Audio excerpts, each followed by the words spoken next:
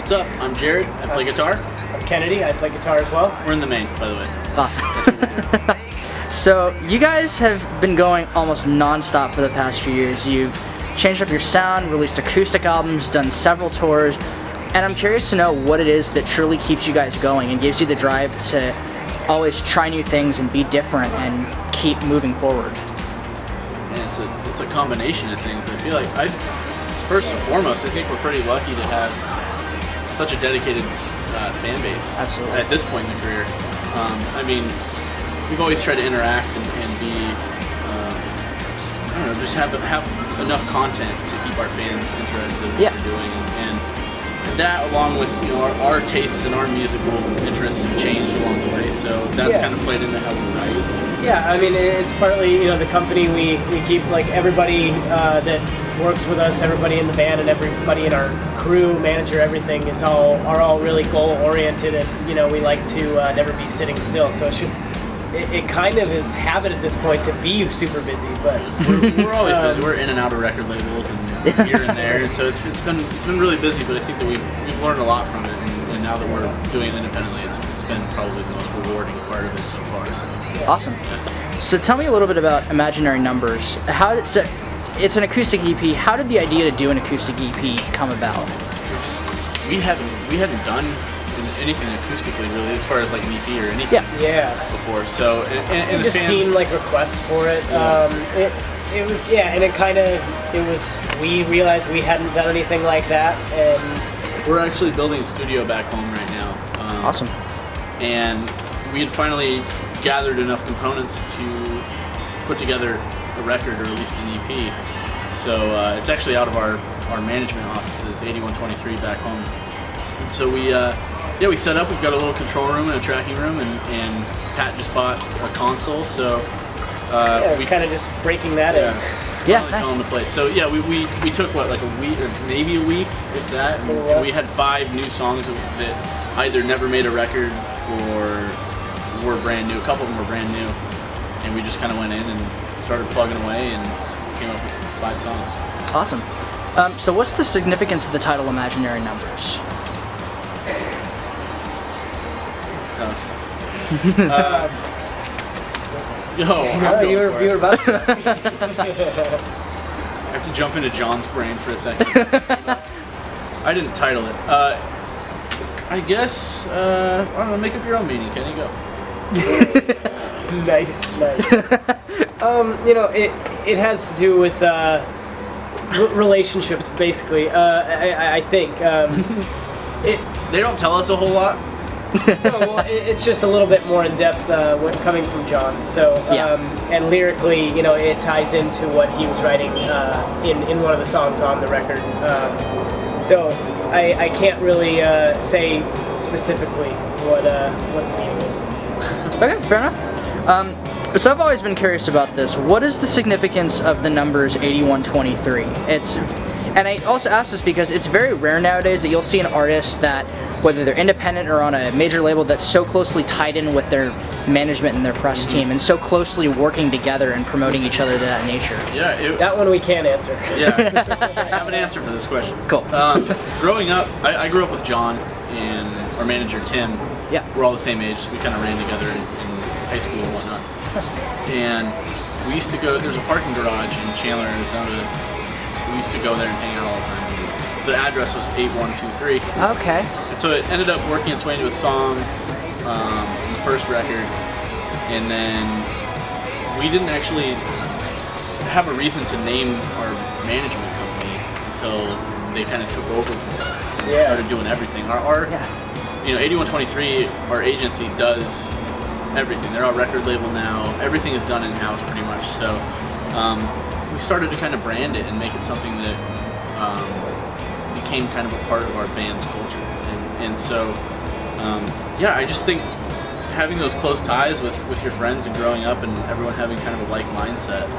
Yeah, that brought us to this point. Yeah, so it's just now it's kind of the cohesive 8123 family. We've brought in our friends who are in bands that we enjoy and have grown up with as well, and we're just trying to make it kind of its own entity, and so far so good. So yeah. Awesome. So you guys worked with Brendan Benson of the Raconteurs when you produced Forever Halloween. What would you say that he brings to the table when it comes to putting together a record for the Maine? I feel like first and foremost he's a musician and a songwriter himself, so Definitely. I think that was something that right away when he saw the songs, there were comments he had like just right off the bat that were like very like blunt, like this and this and this and this about it, just because he's so used to writing himself. So Yeah. A producer, I think all producers are musicians somewhat, but it's nice to have one that's real established, especially a guitar player. For me and Kenny, Right. Absolutely, yeah. no, it was awesome for us. So, I think a producer's job is to shoot you down constantly. Like, no, that's not good enough. That part's not going to work. I mean, they're also there to give you moral support sometimes. But I think that when it's coming from a guy that you respect and you really kind of want to learn from, like Brendan, I think that it made a you huge push yourself impact. to impress. Yeah. Absolutely. So, it definitely pushed us to record better and be better at each of our individual instruments. Definitely. Okay. So I remember when you guys did the Pioneer Tour, you played here. And then after you played the whole album, and then you came out and played about, it was like 45 minutes of older songs, and they were mainly acoustic. Yeah. Doing that kind of tour, did that kind of play into the inspiration of doing an acoustic tour this time around? I mean, we definitely kept some of that in mind. Yeah, I think it kind of greased the deal. Moving the deal. Moving the deal. I think that definitely kind of allowed us to realize we could do something like that. Yeah, I mean, it's weird because we played the first show of that little acoustic run here. Mm-hmm. And so it's kind of cool to come back and to start it again, even at this exact venue. So we didn't, while we were setting up and preparing for this tour, we didn't really think about what we did for that, just because we didn't want to pull anything from that specifically. Yeah. You don't want to make like a photocopy. Exactly. But we have new, all the newer acoustic songs. That was like the priority, is getting those to sound great, and then it was really fun to go back and just rework older songs. I think that's the biggest difference between. Yeah. Well, we kind of did that last time too, but we like to go back and rework them so they'll work in a setting where we can sit on stools as opposed to being up and down. Absolutely. So it was just announced that you guys will be on the entire Vans Warped Tour, the first time in 5 years. Yeah. So last time you played that tour, you guys played the Hurley stage, and if it's fair to say, you were more of a pop rock band. Yeah. What can fans and Warped Tour attendees expect this time around when you take the stage? Like, essentially, what do you think will set you guys apart from any other artist that's out there? That's a great question. I mean, it has been a while since we've done Warped. It's been half a decade. Yeah. So, I think more so than anything, we're just itching to get back out there. Warped for us, we see it as a huge opportunity for our band. I think people can look forward to us being just super excited. But we go out every day. We have a routine. We'll wake up early. We'll walk the line with our sign and probably our album, and we hustle. We get out. We still do it like we did 5 or 6 years ago. There's no reason not to. So I think the goal is really to get in front of an audience that hasn't seen us in a while. Maybe some of these kids remember our name. Maybe they haven't followed it too closely. This hasn't been our demographic for the past few years. Mm-hmm. So the goal is to get back in front of those kids and show them kind of what our band has become and kind of make the statement that we're still here. Absolutely. And so I think the set is going to be pretty rocking. We like to kind of mold it around our surroundings. So I feel like Warped Tour is kind of a high energy crowd, and just the whole day is. You can expect the polar opposite of this show. Yeah, it will not be anything like this. But I don't know. I think it's one of those things where you'll be able to see how excited we are, because it kind of gets projected in the set every day. And it's such a short set. It's 30, 40 minutes. So, so we're just going to blow through it and pour everything into it that we have each day, which hopefully is a lot. Yeah. No, it's pretty grinding. So Definitely. Do you guys know what stage you're playing on by chance? If you're allowed to say, if not. I don't know. Can you say what stage it's on? It's not 100%. Oh, it's not confirmed. Okay, no worries. Fair enough. So just a couple more questions. So I asked these 2 questions to every artist that I interview. The first one is, what kind of message would you like fans to walk away with after listening to your music?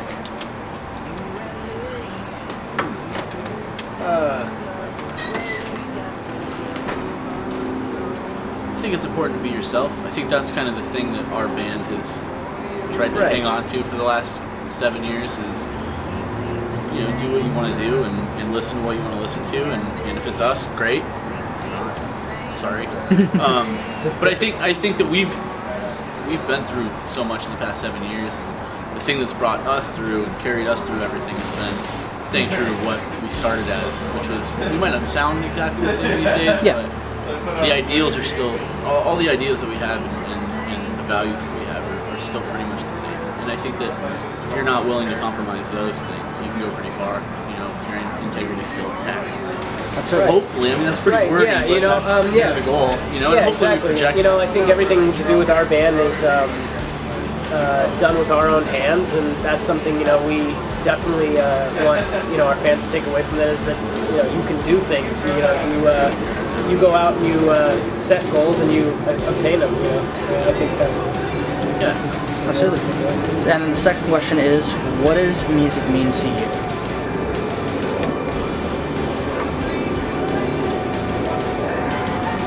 Music is a vice. Just sometimes, I think It's a big question, I know. that question's got fangs to it. I feel like it's like, For us, it's everything we do. So it's and I don't want to give the cheesy like, it's my life. But it's an opportunity. It's opportunity. I feel like if you're a listener, a music fan, you have the opportunity to listen to something that makes you feel a certain way. And I think that is universal. Anyone, even the most basic music listener, listens to a song because it makes them feel something. That's why we started playing. I mean, the first show that I went to and saw a band doing it on a stage, that was kind of the moment where you realize that you can actually be on that side of the fence. And so,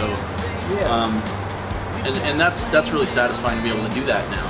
And I think that the goal is to continue that and hopefully maybe be an inspiration for someone at some point, or just keep the ball rolling.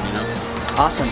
And the last question I got is, after this tour, which you're just starting today, after it finishes up, what are the future plans for the Maine? Well, our year started out pretty empty, and now it's full. A lot more tours. That seems to happen a lot. You start the year going, what are we going to do? And then all of a sudden it's completely booked up. So can't say everything we're doing, but we got a lot going on. A lot of tour. We're going to be traveling a lot this Good. year. And then, maybe if we get some time, we'll start thinking about the next album. But right now, we have a lot on our plate for the next 6 months or so. So we're going to focus on that. Warped Tour obviously is going to be a grind. So we're looking forward to getting prepared for that and tour and more tour. Awesome. Well, thank you guys very much for taking the time to be here and do the interview.